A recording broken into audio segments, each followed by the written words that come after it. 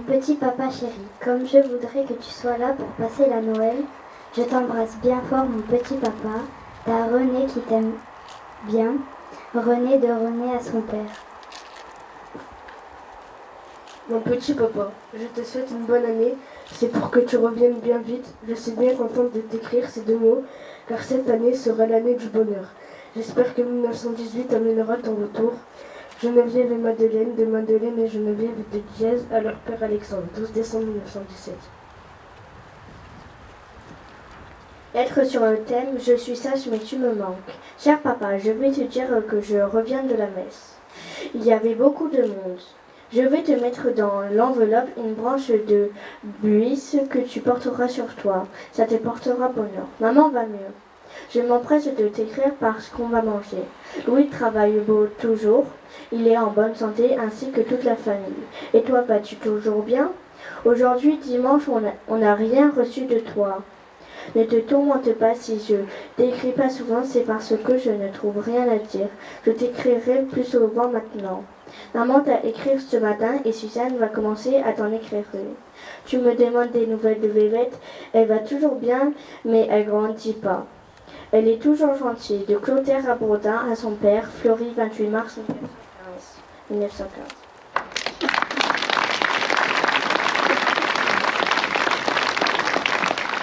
Merci tout d'abord au conseil municipal des jeunes de nous avoir lu ces textes ô combien touchants. C'est eux-mêmes qui les ont choisis. Voilà, je tenais à vous le préciser et ils nous font toujours cet immense bonheur d'être auprès de nous dans ces cérémonies qui rassemblent les Français et nos valeurs. Je voudrais tout d'abord rendre hommage à deux soldats morts pour la France au Mali dernièrement, le maréchal des logis-chefs Adrien Quelin et le brigadier-chef Alexandre Martin. Honorons leur sacrifice et leur sang versé pour la France. Le 11 novembre 1918 prenait fin à la Première Guerre mondiale, celle que ses contemporains, bien qu'instruits du caractère tragique de l'histoire, qualifièrent de der des der.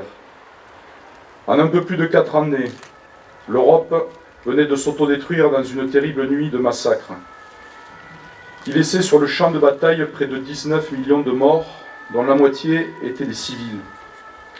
La jeunesse du continent était décimée, et notre pays largement entravé dans ses perspectives de redressement après les lourdes pertes qu'il venait de subir.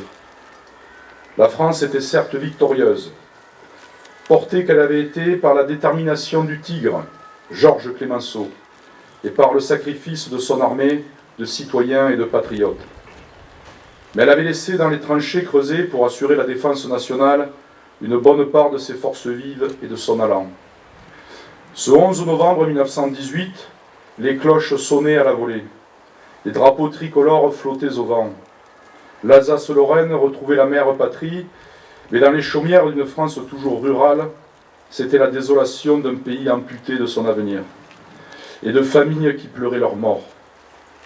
Il suffit encore aujourd'hui de se rendre à Verdun, théâtre privilégié, si je puis dire, de ce terrible massacre, pour mesurer l'ampleur de la dévastation. La réalité de ce que furent ces terribles affrontements est toujours palpable tellement les lieux restent habités par ceux qui s'y sont sacrifiés. Notre peuple reste encore marqué dans ses profondeurs par ce drame, mais surtout par le courage de nos soldats. Car nous les chérissons toujours, nos poilus. Ils ont écrit une des plus belles pages de notre récit national.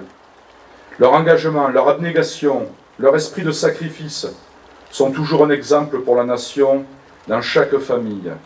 Nous avons tous un aïeul dont nous entretenons la mémoire, fiers que nous sommes de sa contribution à la grandeur de la France.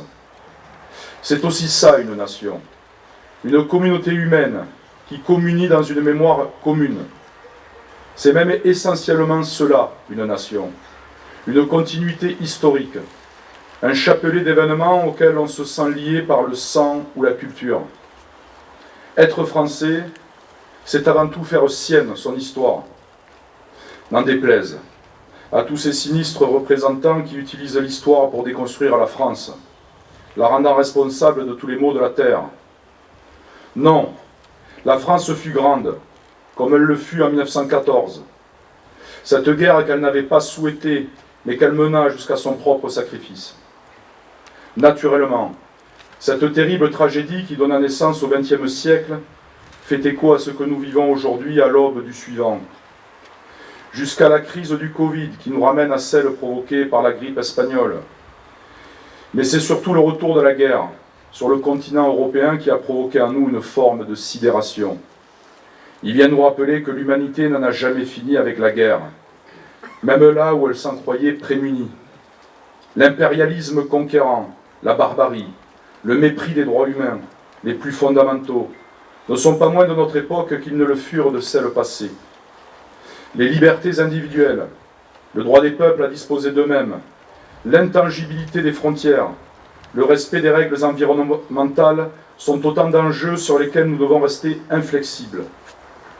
En Ukraine, tous les jours, la population se mobilise pour préserver son indépendance et son intégrité territoriale. Mais aussi en Iran, des femmes manifestent au péril de leur vie contre cet obscurantisme dont tant d'islamo-séparatistes se rendent complices en France.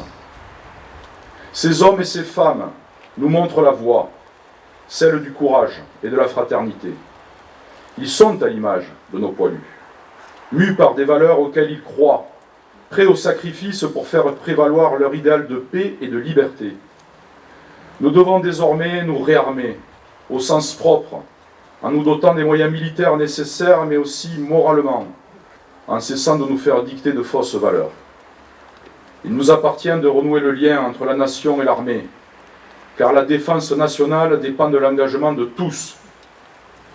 Plus que jamais, la locution latine, si vis pacem para bellum, si tu veux la paix, prépare la guerre, apparaît d'une évidente actualité. Nous le voyons là encore, l'histoire est porteuse d'enseignements dont nous devons nourrir notre réflexion pour préparer l'avenir. En commémorant en ce jour anniversaire le souvenir des poilus, c'est aussi à l'héritage que l'on transmettra à nos enfants que l'on pense. Cet héritage sera à la hauteur de ce que notre courage et notre volonté seront en capacité d'en faire. La conséquence de tous nos renoncements ou le fruit d'une remobilisation collective au service de l'idéal républicain et universel qui est le nôtre. Notre destin est aujourd'hui, hier, comme aujourd'hui, entre nous-mêmes. Alors prenons les défis qui se présentent à nous à bras-le-corps et maintenons debout cet indispensable phare de l'humanité que doit rester la France. Vive la République, vive la France. Je vous remercie.